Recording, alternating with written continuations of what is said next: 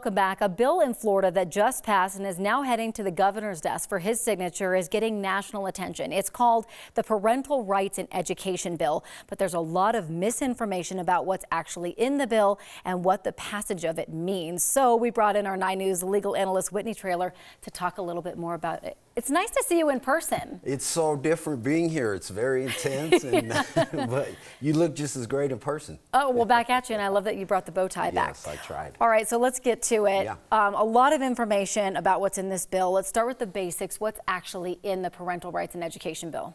Right, so Florida has engaged in a statutory scheme where they're giving parents a lot of rights. And so this is all actually contained in a series of bills that give parents rights about what they're supposed to be informed about and what they're not supposed to be informed about. And so here, this really gives parents the opportunity to learn what if there's issues with their children, if their emotional or mental well-being has changed, and the teachers are supposed to inform them.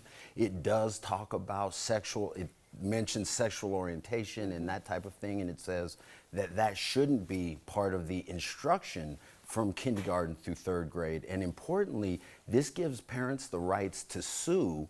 They have a process. They can initiate an action, and then within 7 days, the school has to respond. And then from there, 30 days later, they can either get a magistrate or actually sue the school district if they feel they're violating the statute. And I think that's a big part of it. You know, we talked about the age. This is kindergarten through grade 3. So break down some of the myths and what this law actually will allow. Right. So one of the issues is it says some of the myths, I think, is the don't say gay bill. And that's what I think critics are calling it, but it doesn't mention that at all. It really talks about sexual orientation and sexual identity not being part of the instruction from kindergarten through 3rd grade. So it says if it comes up in casual conversation, that's fine. Right. And the statute doesn't define instructions, so it's going to be a little awkward in terms of how that is dealt with. Now, it doesn't require a teacher to tell a parent if their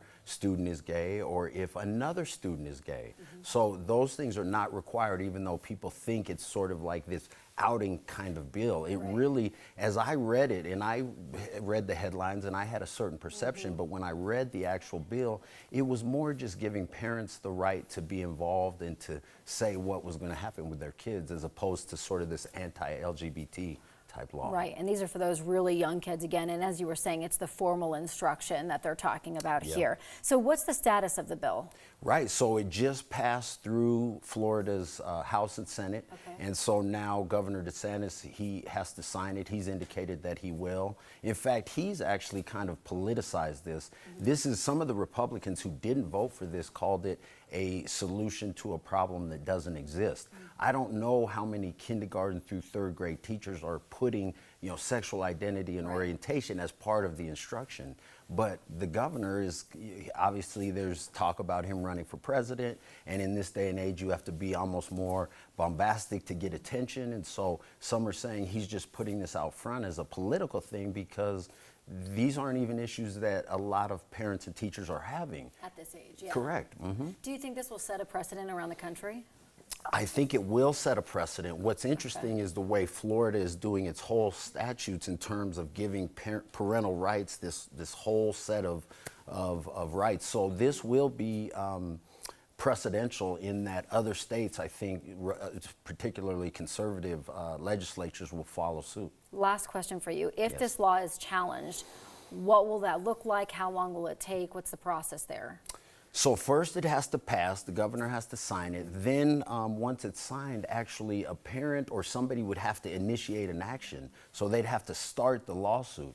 It would have to go to trial, a decision be made, and then it be appealed.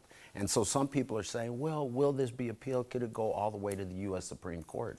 And the answer is yes, it could go to the Supreme Court. I don't know that this is an issue because one of the things, and you have young children, and it's how informed are you from their teacher? And this is really, you know, my daughter's 24 at this point, so I don't remember at that age, but I don't remember having situations where I felt like the teacher was keeping me out of the loop kind of thing. And so that's what this statute is really, I think, highlighting. Okay. Yeah. So I think it will, if it passes, there will probably be a parent who sues, and it may, I don't think it'll go all the way to the U.S. Supreme Court, but it'll probably get appealed. Well, I know it's had a lot of attention, so I'm glad that you came in to break that down. Good to be here. Good to have you here know, in studio. It's great to see you, Whitney. Yes, we'll see you next Friday. All right.